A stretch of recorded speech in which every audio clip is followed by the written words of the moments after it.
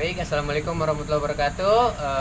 Kami dari kelompok 1 akan menjelaskan isi dari materi kita pada pagi hari ini yang berjudul yang bertema sebelum abad ke-19.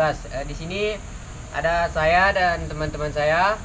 Saya sendiri Andi Sahabudin, terus Dinda Arimbi, Nur Fadila, Endi Amawati, dan saya Sofatullah. ya baik. Di sini kita akan masuk ke dalam materi. Yang pertama akan dibacakan oleh Dinda Arimbi.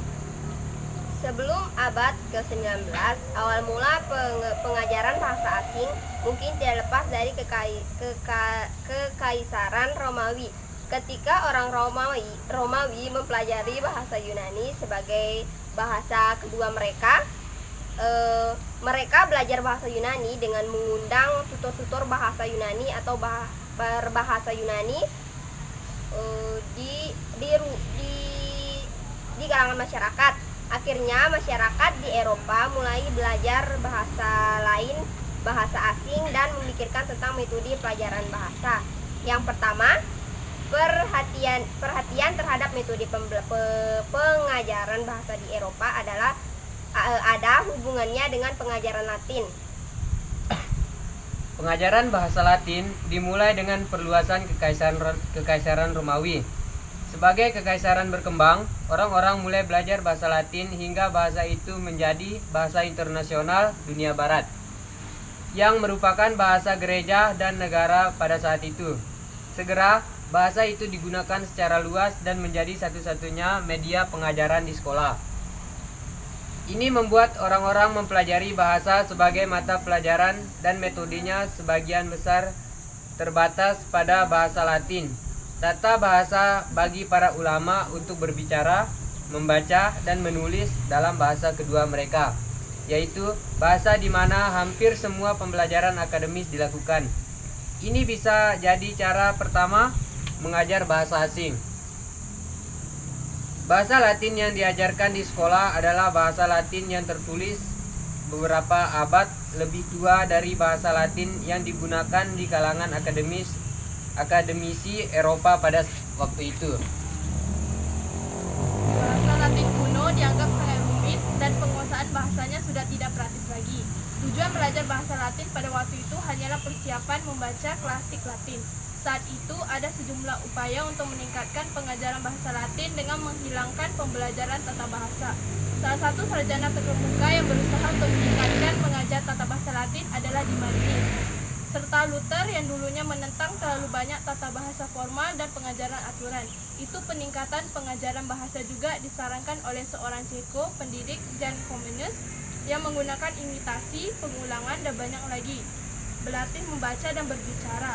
Dia juga yang pertama berusaha untuk mengajarkan tata bahasa secara induktif dan mengajarkan bahasa melalui gambar. Penekanan pengajaran bahasa berubah seiring berjalannya waktu, sampai yang terakhir pada seperempat abad ke-18, praktik yang biasanya dilakukan di sekolah adalah menerjemahkan dari bahasa kedua ke bahasa pertama. Cara penerjemahannya sudah memakan waktu posisi mengajar tata bahasa. Metode pengajaran ini dikaitkan dengan karya Mediger yang pada tahun 1783 menerbitkan tulisan yang mengajukan terjemahan ke dalam bahasa kedua melalui penerapan aturan tata bahasa. Dengan hadirnya metode penerjemahan tata bahasa, pengajaran tata bahasa Latin telah menjadi tujuan itu sendiri. Pengajaran tata bahasa Latin telah diformalkan menjadi semacam latihan intelektual.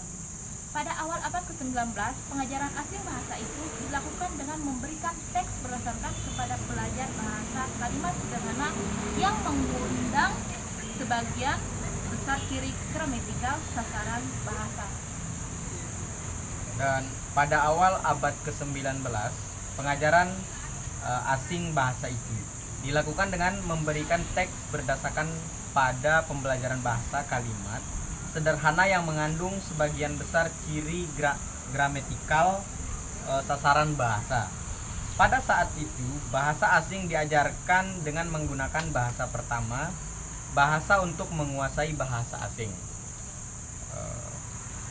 Ulama yang menganjurkan hal ini, metodenya adalah Karl Plotz dalam kurung 1819 strip 81 tutup kurung titik. Metodenya dibagi menjadi dua bagian. Yang pertama itu adalah aturan dan paradigma. Sedangkan yang kedua adalah kalimat untuk penerjemahan ke dalam dan keluar bahasa kedua. Ini mungkin pengenalan terjemahan tata bahasa metode. Baik, mungkin segitu penjelasan dari kelompok kami tentang sebelum abad ke-19. Terima kasih saya ucapkan. Mungkin sekian dari kelompok kami. Assalamualaikum warahmatullahi wabarakatuh. I love you.